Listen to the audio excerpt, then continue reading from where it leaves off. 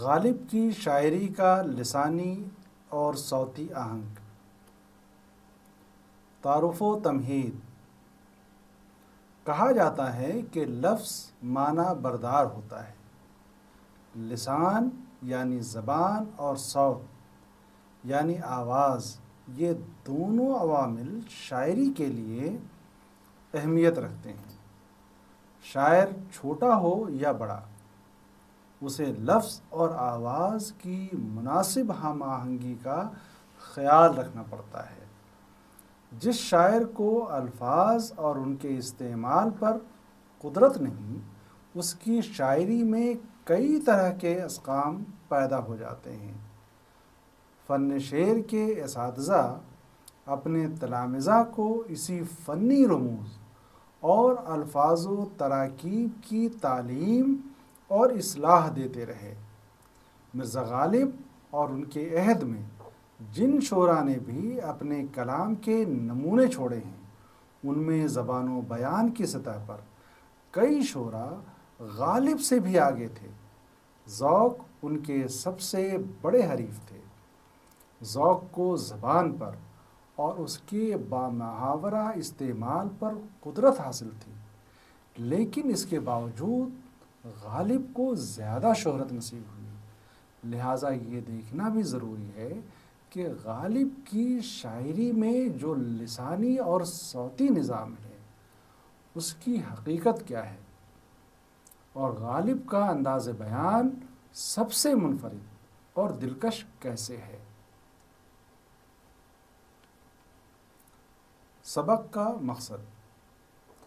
غالب نے صرف تخیل ہی سے کام نہیں لیا، بلکہ اس کے ساتھ ساتھ الفاظ کے پیکر بھی تراشے ہیں۔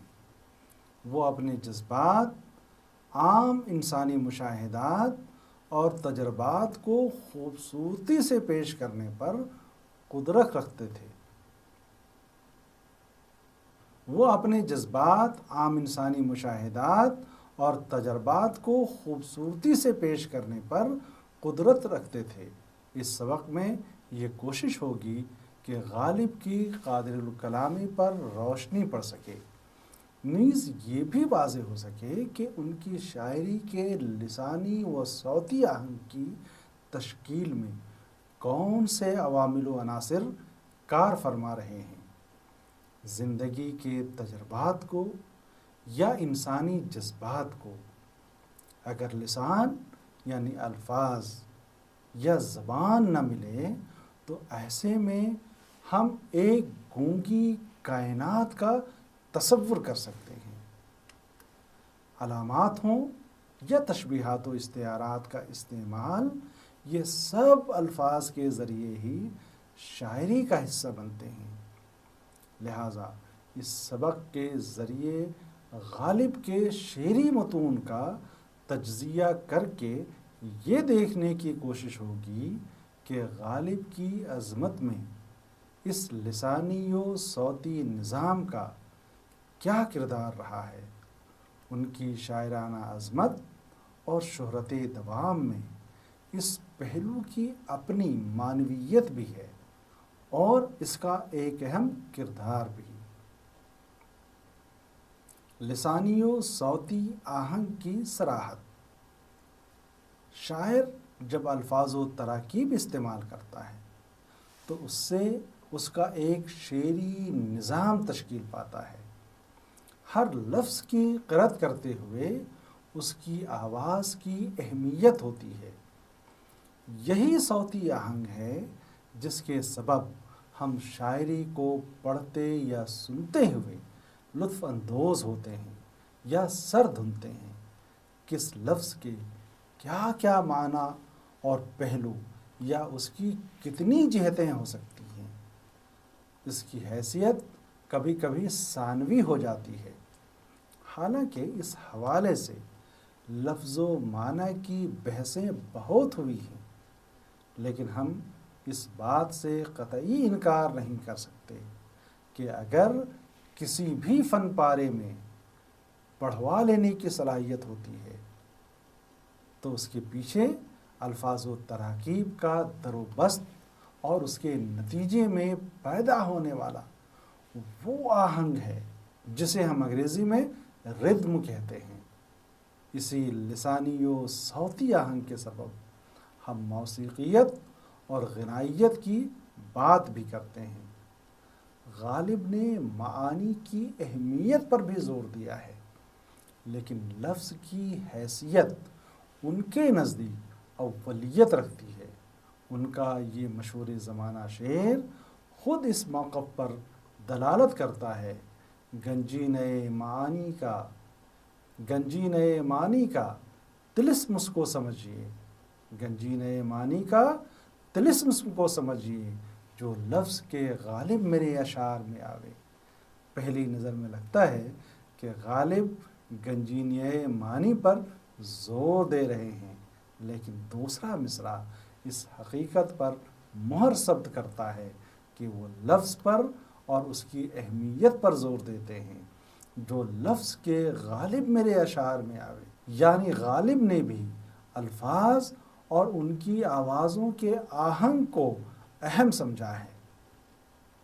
غالب کی شاعری میں لسانی اور صوتی آہنگ، غالب نے ہمیشہ یہ کوشش کی ہے کہ وہ اپنے تجربے اور مشاہدے کو خوبصورت الفاظ دے سکے، اور وہ اس میں کامیاب بھی ہوئے ہیں۔ لفظوں کی حرمت اور حرارت دونوں سے وہ اچھی طرح واقف تھے۔ شاعری میں ثقالت اور تنافر شاعری کو کیسے متاثر کرتے ہیں انہیں خوب پتہ تھا۔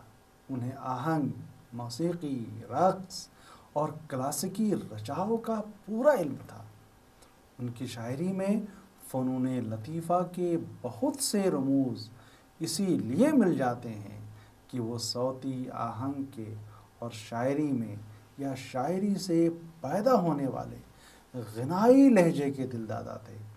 شاعری میں حسن کس طرح پیدا ہوتا ہے، شاعری کس طرح ساحری بن جاتی ہے، غالب اس حقیقت کو خوب سمجھتے تھے۔ شاعری میں برجستگی یا روانی کس طرح پیدا ہوگی، اور پھر اس میں آہنگ اور لوچ کیسے آئے گا جس سے قارئین اور سامعین اس کی طرف ملتفت ہو سکیں گے۔ محض پرواز تخیل اور فکر اور اندیشہ کی گرمی سے کچھ نہیں ہوتا، یہاں بھی جوہر اندیشہ یعنی فکر کی گرمی کا بیان کرتے ہوئے ایک ایسا لسانی اور صوتی آہنگ پیدا ہو گیا ہے کہ طبیعت مچل اٹھتی ہے۔ عرض کیجئے جوہر اندیشہ کی گرمی کہاں، عرض کیجئے جوہر اندیشہ کی گرمی کہاں، کچھ خیال آیا تھا وحشت کا کہ صحرا جل گیا، کچھ خیال آیا تھا وحشت کا کہ صحرا جل گیا۔ جوہر اندیشہ مساوی ہے خیال کے، اور اس اندیشے کی گرمی مساوی ہے آگ کے، جس سے صحرا جل اٹھتا ہے، اور اسی میں چھپا ہوا ہے لفظ وحشت، جو کہ گرمی اور آگ کا باعث ہے۔ یہ چھوڑ دیجیے کہ اس میں مبالغہ ہے یا اس سے بھی آگے کی چیز غلو یا پھر اغراق۔ شاعری کے لیے تو یہ سب صنعتیں زیور ہیں، لیکن اگر یہ سب نہ ہوں تو شعر کی مانگ اجڑی دلہن بن کر رہ جاتا ہے۔ لفظوں کی اہمیت اور آہنگ کو سمجھنے کے لیے یہاں تو شعر ایک ہی مضمون کے پیش کیے جاتے ہیں۔ ملاحظہ ہو، ناسخ لکھتے ہیں، ہو گئے دفن ہزاروں ہی گل اندام اس میں، ہو گئے دفن ہزاروں ہی گل اندام اس میں، اس لیے خاک سے ہوتے ہیں گلستاں پیدا۔ یہ ناسخ کا انداز ہے، اور غالب کا انداز دیکھیں، سب کہاں کچھ لالہ و گل میں نمایاں ہو گئیں، سب کہاں کچھ لالہ و گل میں نمایاں ہو گئیں، خاک میں کیا صورتیں ہوں گی کہ پنہاں ہو گئیں۔ ڈاکٹر یوسف حسین خان نے لکھا ہے کہ ناسخ نے منطقی استدلال کی کوشش کی ہے جو روح تغزل پر گراں گزرتی ہے، اس لیے کا ٹکڑا غزل کے لیے نہیں بلکہ نثر کے لیے موزوں ہے۔ اس کے برخلاف غالب نے دلیل کے بجائے اپنے دعوے سے کام لیا ہے۔ حسن تعلیل کی مثال اس سے بہتر شاید ہی ملے۔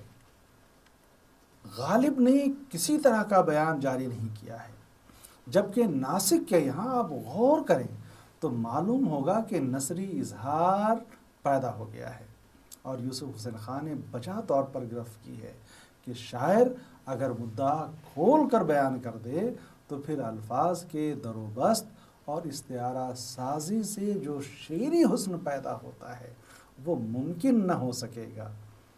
غالب نے اسی سے آہنگ اور لوچ پیدا کرنے کی کوشش کی ہے۔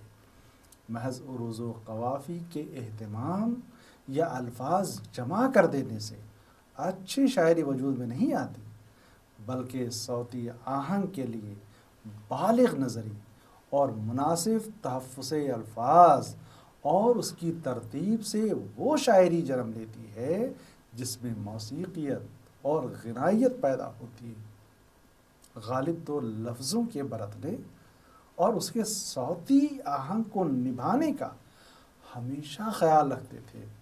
منشی ہر گوپال تفتہ کے نام لکھے گئے ایک خط کا یہ اقتباس دیکھیے اور لسانی اور صوتی آہنگ پر غور کریے۔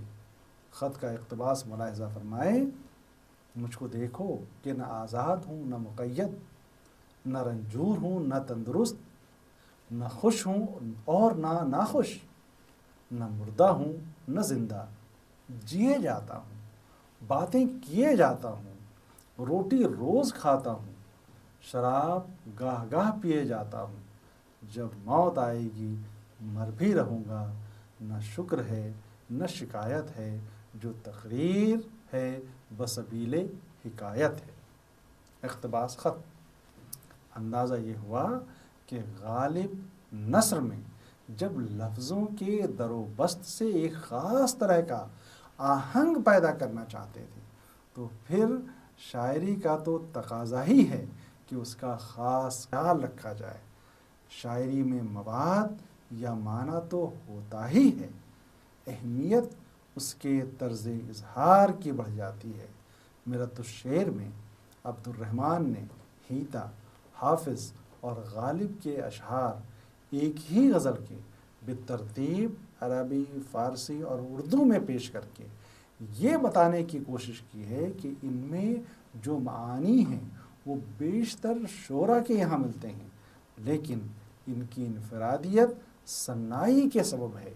اشعار پیش کرنے کے بعد وہ لکھتے ہیں، اقتباس: یہ تمام معانی تقریباً عام ہیں جن کو ادائے شاعرانہ نے حسن مجسم بنا دیا ہے، اس لیے یہ بالکل سچ ہے کہ جب معانی ذہن میں ہوں تو صنعت لفظی ہی ہر معنی کو جامع حسن پہناتی اور روس سخن بناتی ہے۔ اقتباس ختم۔ یہاں غالب کی مشہور غزل مدت ہوئی ہے یار کو مہما کیے ہوئے سے 5 اشعار پیش کیے جاتے ہیں۔ غالب نے جہاں کسی لکھا ہے، یہاں 2 شعروں میں لفظ کسی کی کسو لکھا گیا ہے، جو کہ ظاہر ہے کہ غالب کی لفظیات کا حصہ نہیں۔ اسی طرح یہ ایک شعر: جی چاہتا ہے پھر وہی فرصت ہو رات و دن، جی چاہتا ہے پھر وہی فرصت ہو رات دن، بیٹھا رہوں تصور جانا کیے ہوئے۔ شعر یوں ہے: جی ڈھونڈتا ہے پھر وہی وہ فرصت کے رات دن، جی ڈھونڈتا ہے پھر وہی فرصت کے رات دن، بیٹھے رہیں تصور جانا کیے ہوئے۔ خیر، اس کا ذکر تو ضمنی طور پر آ گیا، لیکن ایک اہم حوالے کی کتاب میں چونکہ غلط متن درج ہے اس لیے اس کی نشاندہی بھی ضروری تھی۔ لسانی اور صوتی نظام کی اہمیت میر کے ان اشعار سے بھی ہو جاتی ہے۔ میر سنا ہے ملو اس سے، دیکھو تو باتیں کیا بناتا ہے، طرفہ سنا ہے اے میر یہ موضوع طباں، بات جاتی ہے بگڑ تو بھی بنا دیتے ہیں۔ غالب کو بھی انداز بیان اور لفظی صناعی کا احساس ہے۔ ہیں اور بھی دنیا میں سخنور بہت اچھے، ہیں اور بھی دنیا میں سخنور بہت اچھے، کہتے ہیں کہ غالب کا ہے انداز بیاں اور نہیں گر سرو برگے درا کے مانی تماشائے نئے رنگے صورت سلامت۔ اس کا مطلب یہ ہوا کہ شعر کی خارجی خوبصورتی اور الفاظ اور ان کے استعمال سے پیدا ہونے والے صوتی آہنگ کی بڑی اہمیت ہے۔ غالب اس رمز سے آگاہ تھے، ابہام اور رعایت لفظی یا دوسری صنعتوں کے استعمال سے بھی غالب کی شاعری میں ایک ایسا صوتی آہنگ ابھرا ہے جو دامن دل اپنی طرف کھینچتا ہے۔ آئیے تجنیس کے حوالے سے یہ اشعار دیکھیں۔ دیکھنا قسمت کہ آپ اپنے پہ رشک آ جائے ہے، دیکھنا قسمت کہ آپ اپنے پہ رشک آ جائے ہے، میں اسے دیکھوں بھلا کب مجھ سے دیکھا جائے ہے۔ نقش کو اس کے مصور پر بھی کیا کیا ناز ہے، نقش کو اس کے مصور پر بھی کیا کیا ناز ہے، کھینچتا ہے جس قدر اتنا ہی کھینچا جائے ہے۔ کیوں جل گیا نہ تابِ رخ یار دیکھ کر، کیوں جل گیا نہ تابِ رخ یار دیکھ کر، جلتا ہوں اپنی طاقت دیدار دیکھ کر۔ غالب نے لسانی التزام سے جو صوتی آہنگ پیدا کیا ہے وہ لائق توجہ بھی ہے اور لائق تحسین بھی۔ پہلے شعر میں دیکھنا قسمت میں اسے دیکھوں کب مجھ سے دیکھا جائے ہے نے ایک ایسا صوتی آہنگ وضع کر دیا ہے کہ طبیعت میں موسیقیت کی لہریں پیدا ہونے لگتی ہیں۔ دوسرے شعر کے دوسرے مصرعے میں کھینچتا ہے جس قدر اور کھنچتا جائے ہے کہ معنوی فرق اور صوتی آہنگ سے ایک طرح غنائی فضا بندی ہوتی نظر آتی ہے۔ یہ غالب کا کمال فن ہے۔ تیسرے شعر میں رشک کے پہلو کو پیش کرتے ہوئے جل جانے کو دوبارہ دو معنی میں استعمال کیا گیا۔ پہلے تو کہا کہ محبوب کے چہرے کی تابندگی سے میں جل کیوں نہ گیا، دوسرے مصرعے میں خود پر رشک کرتے ہوئے کہتے ہیں کہ اپنی طاقت دیدار یعنی محبوب کو دیکھنے کی صلاحیت دیکھ کر مجھے حسد ہو رہا ہے۔ یہ خود پر رشک کرنے کی انتہا ہے۔ مضمون اور لسانی و صوتی نظام یعنی تینوں لحاظ سے یہ ایک منفرد شعر ہے۔ غالب نے اپنے انداز بیان کے منفرد ہونے کا دعویٰ بھی اسی بنیاد پر کیا ہے کہ انہوں نے اپنے تخلیقی نظام کی تشکیل میں لسانی و صوتی آہنگ کا ہمیشہ خیال رکھا ہے۔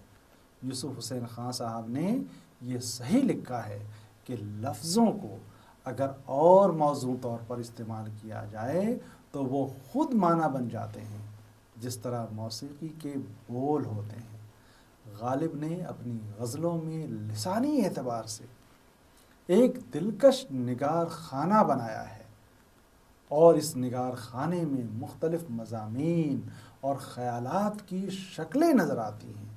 اس نگار خانے میں موج شراب اور سیر چراغاں بھی ہے اور حسن و عشق کی نہرنگیاں بھی۔ چند شعر ملاحظہ کیجیے۔ ان شعروں میں غالب نے لسانی اور صوتی علامتی اور استعاراتی انداز میں اپنی تخلیقی ہنرمندی کا جادو جگایا ہے۔ ایک تو پوری غزل ہے جس کی ردیف موج شراب ہے، 3 شعر اسی غزل سے اور بقیہ اشعار مختلف غزلوں سے پیش کیے جاتے ہیں۔ 4 موج اٹھتی ہے طوفان طرب سے ہر سو، موج گل موج شفق موج صبا موج شراب، موج گل سے چراغاں ہے گزرگاہ خیال، ہے تصور میں زبس جلوہ نما موج شراب۔ ایک عالم پہ ہے طوفانی کیفیت فصل، موجے سبزے نوخیز سے تا موج شراب، صد جلوہ روبرو ہے جو مشگاں اٹھائیے، طاقت کہاں کہ دید کا احسان اٹھائیے، گو ہاتھ میں جنبش نہیں آنکھوں میں تو دم ہے، گو ہاتھ میں جنبش نہیں آنکھوں میں تو دم ہے، رہنے دو ابھی ساغر و مینا میرے آگے، میں سے غرض نشاط ہے کس رو سے آہ کو، میں سے غرض نشاط ہے کس رو سے آہ کو، یک کو نہ بے خودی مجھے دن رات چاہیے، سادگی و پرکاری بے خودی و ہوشیاری، سادگی و پرکاری بے خودی و ہوشیاری، حسن کو تغافل میں جرت آزما پایا، کیا فرض ہے کہ سب کو ملے ایک سا جواب، کیا فرض ہے کہ سب کو ملے ایک سا جواب، آؤ نہ ہم بھی سیر کریں کوہ طور کی، محرم نہیں ہے تو ہی نواحائے راز کا، محرم نہیں ہے تو ہی نواحائے راز کا، یا ورنہ جو حجاب ہے پردہ ہے ساز کا، منہ نہ کھلنے پر ہے وہ عالم کے دیکھا ہی نہیں، زلف سے بڑھ کر نقاب شوق کے منہ پر کھلا،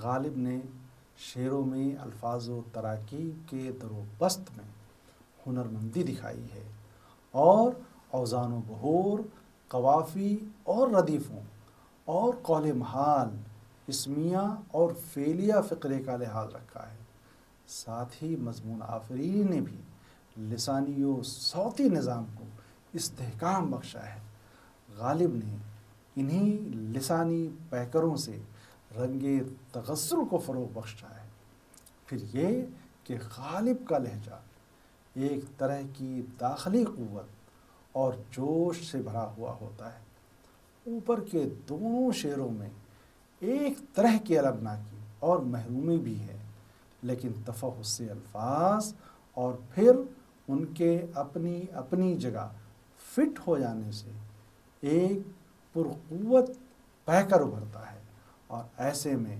لفظوں اور حروف سے خوش آہنگی پیدا ہوتی ہے، تیسرے شعر میں خود کو رو سیاہ کہہ کر غرض نشاط کو رد کر دیا ہے، اور دوسرے مصرعے میں لفظ بے خودی سے اپنا مقصد بھی ظاہر کر دیا ہے، یہاں یہ بھی معلوم ہوا کہ غالب کی نظر میں بے خودی نشاط پر فوقیت رکھتی ہے، اوپر کے پانچوں شعر کے دوسرے مصرعے میں جو فقرہ ہے آؤ نہ ہم بھی سیر کریں، اس میں آؤ نہ کا جو لسانی استعمال ہوا ہے اس نے ایسی برجستگی اور بے ساختگی پیدا کر دی ہے کہ شاید وہ باید جیسے عام زندگی میں کہتے ہیں آؤ نہ چلتے ہیں، آؤ نہ یہ کر کے دیکھتے ہیں، گویا یہ ایک طرح سے روز مرہ کا حصہ ہے، یہ عام سا لہجہ آخر سے پہلے والے شعر میں